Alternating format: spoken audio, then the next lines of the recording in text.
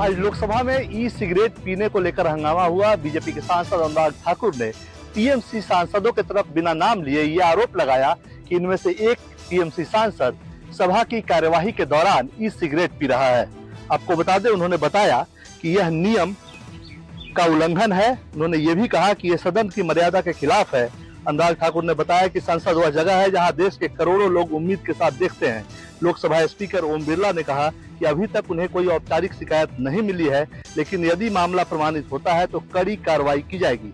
Speaker ने भरोसा दिलाया कि सदन के नियमों के उल्लंघन को बर्दाश्त नहीं किया जाएगा और आवश्यक जांच के बाद कार्रवाई की जाएगी। हालांकि इस मामले पर अभी तक कोई औपचारिक शिकायत अनुराग ठाकुर की तरफ से स्पीकर को नहीं दिया गया है, लेकिन स्पीकर ने साफ साफ कहा है कि इस मामले की जांच कराई जाएगी और अगर ये अनुशासनहीनता के दायरे में आता है तो कार्रवाई की जाएगी। कुमार गौरव, न्यूज़ 24 दिल्ली। कांग्रेस महासचिव और संचार विभाग के प्रमुख जयराम रमेश ने रक्षा मंत्री राजनाथ सिंह को आज संसद भवन परिसर में रोका और बाबरी मस्जिद पर उनके दिए बयान के खिलाफ एक सबूत दिया। भारत के प्रथम प्रधानमंत्री जवाहरलाल नेहरू के खिलाफ बयान देकर घिरे रक्षा मंत्री राजनाथ सिंह को गुरुवार को कांग्रेस सांसद जयराम रमेश ने संसद परिसर में रोक लिया। जयराम ने रक्षा मंत्री को सरदार वल्लभ भाई पटेल की बेटी मणिबेन पटेल की डायरी के कुछ पन्ने सौंपे, जिसमें नेहरू और बाबरी मस्जिद का गुजराती भाषा में जिक्र है। कांग्रेस नेता ने राजनाथ सिंह से कहा कि वे एक बार पन्नों को जरूर पढ़ें। इस पर राजनाथ ने कहा कि उन्हें गुजराती नहीं आती। गुजरात के बड़ोदरा में सरदार पटेल की 150वीं जयंती पर राजनाथ सिंह यूनिटी मार्च में शामिल हुए और सादली गांव में एक सभा को संबोधित किया था। इस दौरान राजनाथ ने मणिबेन की किताब का हवाला देकर कहा कि नेहरू सरकारी पैसे से बाबरी मस्जिद बनवाना चाहते थे, लेकिन पटेल ने उन्हें रोक दिया। नेहरू ने जब गुजरात के सोमनाथ मंदिर पर खर्च का मुद्दा उठाया तो पटेल ने उनको साफ कहा कि वह जनता के दान से बना है। कांग्रेस महासचिव जयराम रमेश ने जो कागज राजनाथ सिंह को सौंपे हैं, वे मणिबेन पटेल की किताब पर आधारित बाबरी मस्जिद के दावे से जुड़े हैं। पर्सन जहांगीर के साथ अमन कुमार, दिल्ली, न्यूज़ 24। यूपी मुख्य निर्वाचन अधिकारी ने यूपी में एसआईआर के लिए 2 हफ्ते की समय और बढ़ाए जाने की मांग की। मुख्य निर्वाचन अधिकारी नवदीप रिवड़ा ने बताया कि हमारा काम 99% खत्म हो चुका है। प्रदेश में ऐसे फॉर्म जो मतदाता के हस्ताक्षर करने के बाद वापस नहीं मिले, किसी वजह से उनको कलेक्ट नहीं किया जा सका। करीब 2 करोड़ 90 लाख फॉर्म अभी जमा नहीं हो सके हैं। इनमें 1 करोड़ 27 लाख लोग ऐसे हैं जो स्थायी रूप से कहीं और शिफ्टेड हैं। 99% काम पूरा हो चुका है। अभी केवल 5 कैटेगरी के लोग हैं जो फॉर्म जमा नहीं कर सके हैं। ऐसे में जो लोग हैं वो एक स्थान से दूसरे स्थान को छोड़ करके स्थायी रूप से शिफ्ट हो गए हैं, कहीं दूसरी जगह शिफ्ट हो चुके हैं। इनकी संख्या 1 करोड़ 27 लाख है। दूसरा, जो पहले से कहीं और मतदाता हैं, इनकी संख्या 27.69 लाख। तीसरा, 84.73 लाख लोग बीएलओ को नहीं मिले हैं। चौथा, ऐसे लोग जो किसी वजह से सिग्नेचर कर फॉर्म वापस नहीं किए हैं, ऐसे लोगों की संख्या 9,57,000 है। यहाँ आपको ये भी बता दें, बीते 1 दिसंबर को केंद्रीय चुनाव आयोग ने एसआईआर की 1 हफ्ते की समय सीमा बढ़ाई थी। कैमरा पर्सन मिंटू सिंह के साथ मनोज पांडे, लखनऊ, न्यूज़ 24। यूं कहे कि हारे हुए विधायक अपनी हार को पचा नहीं पा रहे हैं। उन्हें लगता है कि चुनाव परिणामों में जरूर कुछ न कुछ गड़बड़ी हुई है। विधायकों ने बिहार विधानसभा के परिणाम को चुनौती देते हुए याचिका दाखिल किया है। विधायकों में 2 विधायक जो हैं वो आरजेडी से, 1 विधायक हम पार्टी से और 1 विधायक जो हैं वो लोक जनशक्ति पार्टी से हैं। कैमरामैन ऋषि के साथ सौरभ कुमार, पटना, न्यूज़ 24। बिहार के अलग अलग इलाकों में चलने वाले गुंडा बैंक को लेकर बिहार के गृह मंत्री सम्राट चौधरी ने बड़ा आदेश जारी किया है। सम्राट चौधरी ने साफ तौर पर अधिकारियों को कहा है कि किसी भी कीमत पर गुंडा बैंक चलाने वालों की खैर नहीं और कोई भी गुंडा बैंक अगर चलाता है तो उसके खिलाफ कड़ी कार्रवाई करनी चाहिए।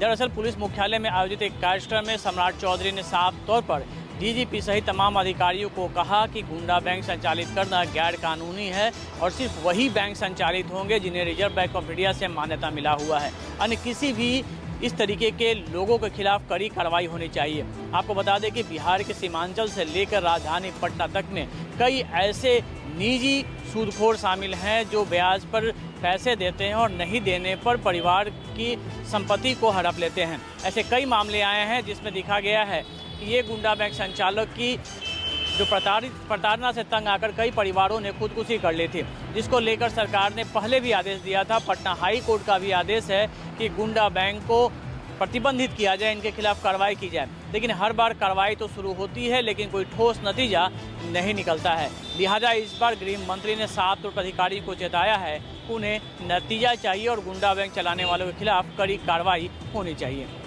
कैमरामैन सनी के साथ अमिताभ ओझा, न्यूज़ 24।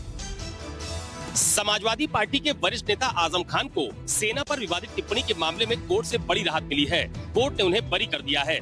दरअसल ये पूरा मामला साल 2017 का है। विधानसभा चुनाव के दौरान आजम खान ने कथित तौर पर सेना पर अभद्र टिप्पणी की थी, जिसे लेकर बीजेपी के नेता और मौजूदा बीजेपी विधायक आकाश सक्सेना ने रामपुर में ही मुकदमा दर्ज कराया था। आरोप था कि भाषण में आजम खान ने सेना के खिलाफ आपत्तिजनक और अनुचित शब्दों का प्रयोग किया था। 8 साल सुनवाई के बाद कोर्ट ने आरोप साबित न होने पर आजम खान को दोषमुक्त करार दे दिया है।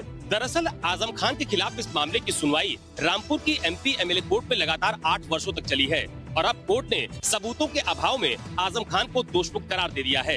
कैमरा पर्सन मिंटू सिंह के साथ अशोक तिवारी, लखनऊ, न्यूज़ 24।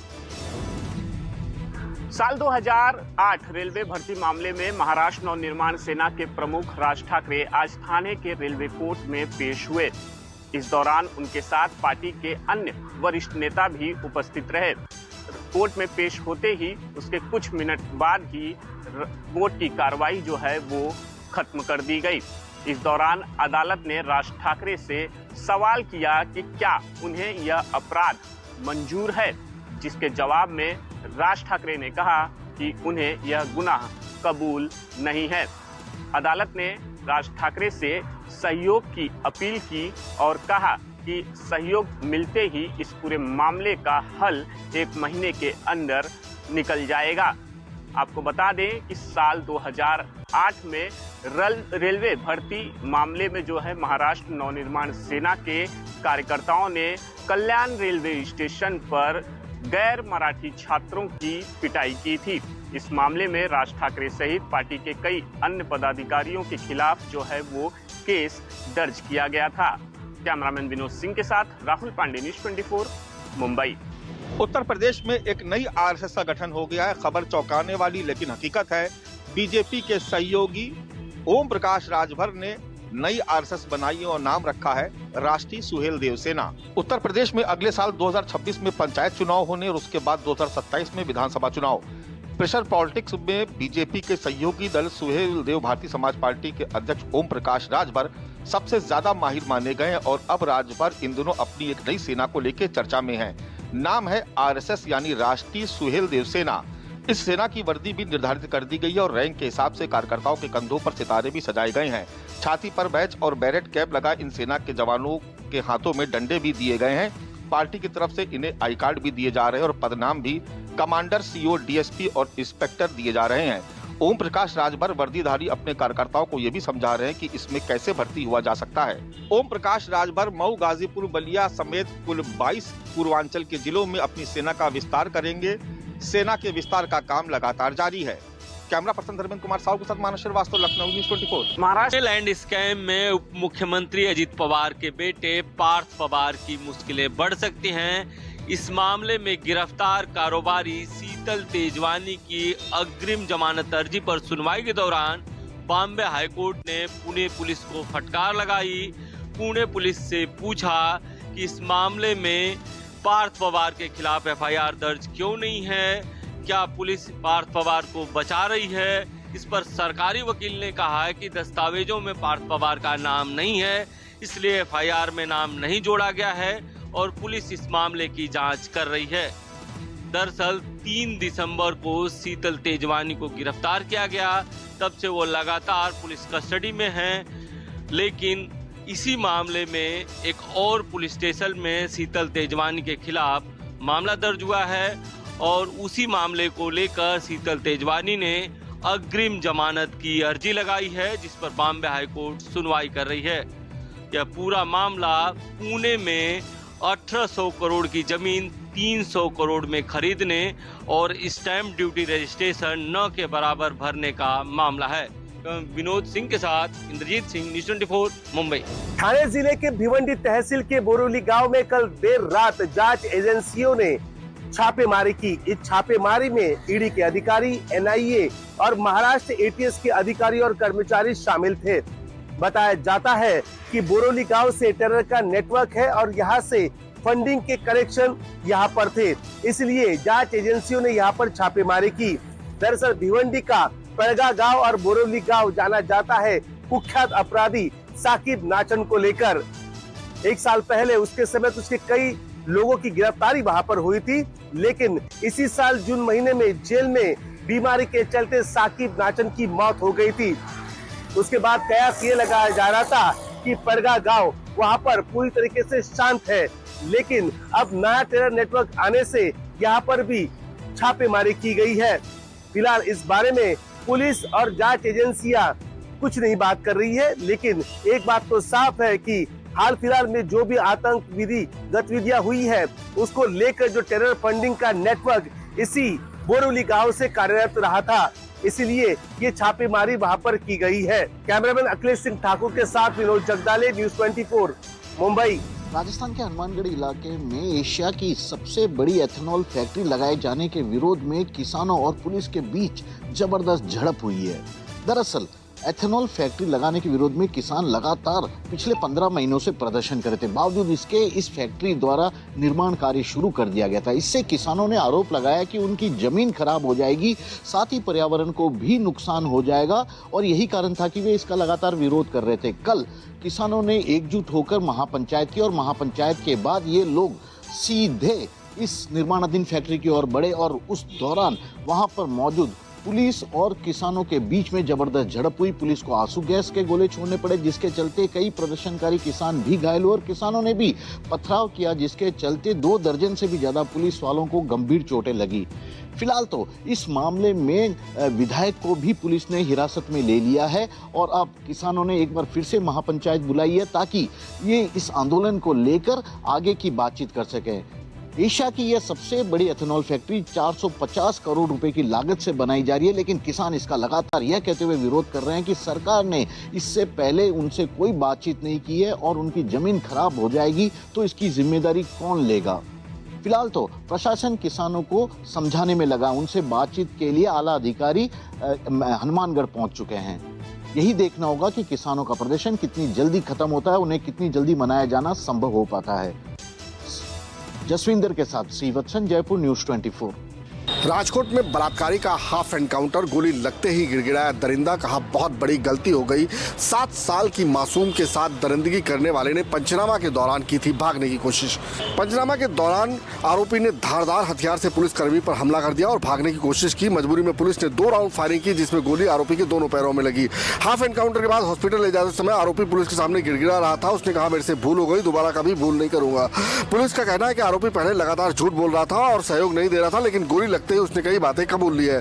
दरअसल 4 दिसंबर को राजकोट जिले के जसदर तालुका में 7 साल की मासूम के साथ आरोपी ने दरिंदगी की थी, दुष्कर्म करने की कोशिश की और विरोध करने पर उसके प्राइवेट पार्ट में लोहे की रॉड घुसेड़ दी थी। उसके बाद इस आरोपी को गिरफ्तार किया गया था। कैमरामैन प्रसाद भूपेंद्र सिंह, अहमदाबाद, न्यूज़ 24। हिमाचल की कांग्रेस सरकार के 3 साल पूरे। मंडी में जनसंकल्प सम्मेलन। सीएम बोले 2027 में 22 सीटें जीतकर वॉल्वो में आएंगे। प्रदेश की जनता ने कंधे से कंधा मिलाकर आर्थिक चुनौती का किया है सामना। यह कार्यक्रम सिर्फ सरकारी उपलब्धियों तक सीमित नहीं दिखा, बल्कि इसे 2027 विधानसभा चुनाव की शुरुआती तैयारी के तौर पर भी देखा जा रहा है।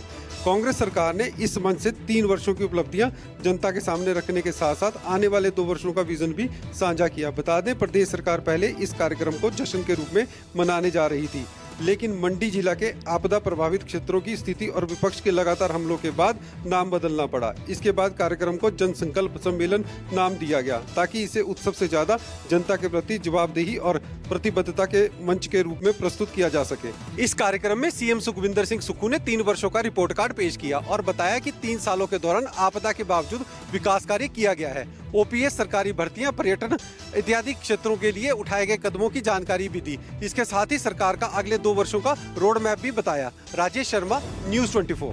ब्राह्मण बेटियों पर विवादित टिप्पणी देकर पूरे देश में बवाल मचाने वाले मध्य प्रदेश के आईएएस संतोष वर्मा एक बार फिर अपने विवादित बयानों से सुर्खियों में है। संतोष वर्मा ने अब तीसरा बयान दिया है, वो भी मध्य प्रदेश हाई कोर्ट पर।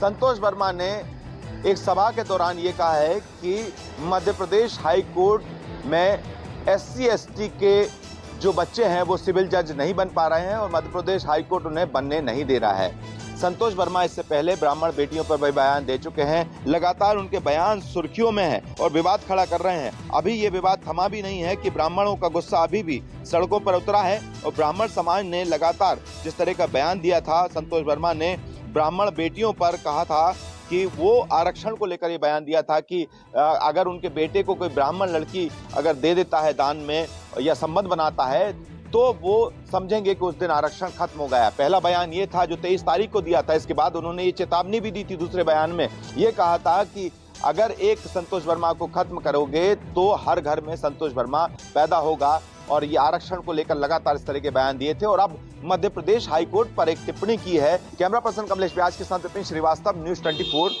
भोपाल।